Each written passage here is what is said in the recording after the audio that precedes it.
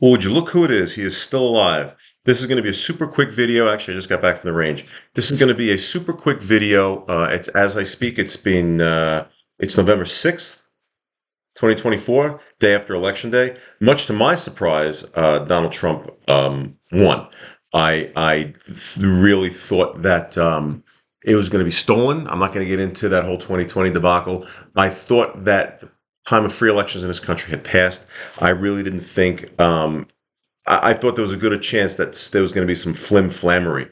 My one hope, my one thing that was kind of giving me some hope was that all through the past few weeks, even CNN was saying, "Oh, they're neck and neck." Him and Kamala were neck and neck, which to me means that Trump was way ahead. If you remember back, well, I remember back in 2016 when he was running against Hillary Clinton and the Clinton crime family. Um, on election eve or on election day, I think election eve, polls showed her somewhere like 12 to 16 points ahead, and people were taking pilgrimages to Susan B. Anthony's gravesite and lighting candles, all excited about identity politics, and we're going to have a female president, as if that would make any difference to anybody. And she lost big. So my one hope going into this election was that, wow, even CNN saying the neck and neck, to me, that means that he's way ahead. And yeah, he won the popular vote, won the electoral vote as a landslide. Very surprised. I'd be more surprised if he finishes out the 4 years without being assassinated. But as it stands, a pleasant surprise. I've said many times Donald Trump is not totally my cup of tea, but the 4 years that he was president is certainly better than the 4 years of the shit show we had under drooling Joe, and who's really running the country, the Obamas from the back office. So I'm kind of glad to have a change in that direction. But maybe after these 4 years, we could kind of all go in a more stable direction. That's that on election day. Why I'm really getting here is I just got back from the range with this bad boy. Yes, this is a Ruger Mini 14. I bought this about 3 weeks ago, about 2 weeks ago. I just tested it for function and sighted in today. I've learned a couple of things about it. One, these iron sights are not for me, and two, I'm getting even more blind. I'm getting blinder by the week. So although I like the idea of iron sights, I might do some type of optic on here. It comes with a pick rail that you can put on the top, but I've heard people say they could interfere with the ejection port. There's other options where you could replace this handguard with a different one, and it has a Picatinny rail. You could put an optic on here, maybe. I'm not going to have to scope. This isn't the kind of rifle this is. This is a defend your homeland type of rifle for me. Which begs the obvious question: why a Mini 14 over an AR platform? Couple of reasons. You've seen my show and my background. I'm all about handguns. Handguns is where I received my professional training. Handguns is what I'm used to. Never had a rifle before. This is the first time I fired. Actually, no, I fired rifles, friends' rifles. This is the first rifle I've owned. This is the first extensive use I've actually um, uh, had a rifle for my own use. And I like the simplicity of the Mini 14 design. I'm going to clean it. I'm not going to clean it on camera because that's not exciting. But anyone who knows Mini 14s knows you stick a little punch in here, you flip that up, the whole trigger group comes out, you lift the stock off, everything comes apart with no other tools. It's very simple as opposed to an AR platform. That's what I like for my first rifle. The 5.56 NATO, I think, is a capable round for anti-personnel purposes, and that's all what I was going to need it for.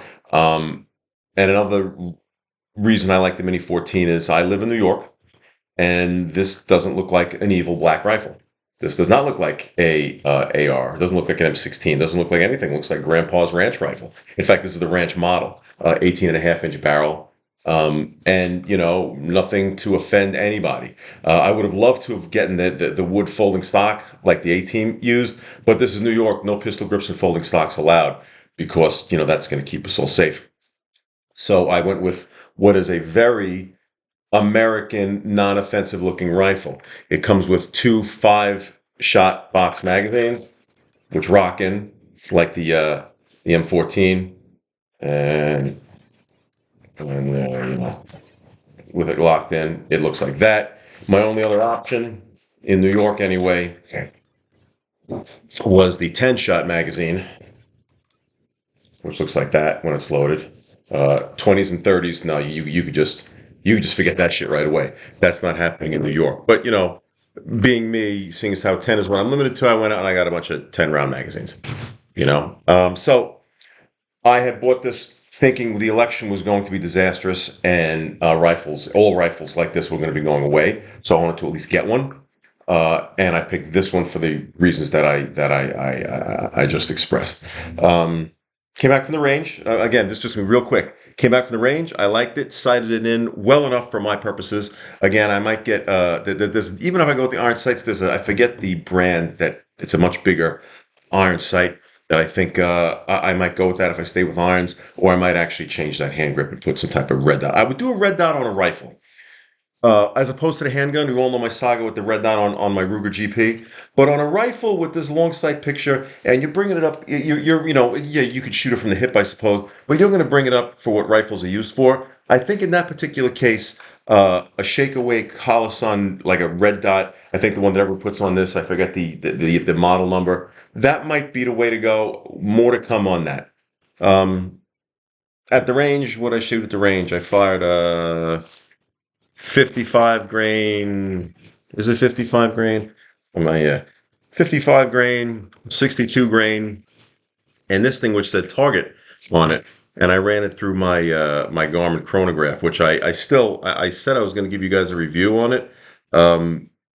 Believe me, I didn't forget about that 357 Magnum thing. The video is already shot. The date is already crunched. I have it all ready to go. I just have to do the commentary on it. Maybe after this, I'll start on that commentary. So if I'm wearing the same shirt, you know. But for this Garmin thing, I like it. You can start a new session. You can get your history. Hit OK on that. This is the session I just had today. You could take a look at that type of thing, and you could cycle through what you got. My average velocity was 3071 feet per second. Oddly enough, and you have other options too. You could go down here. You can look at your shot list. Hit OK.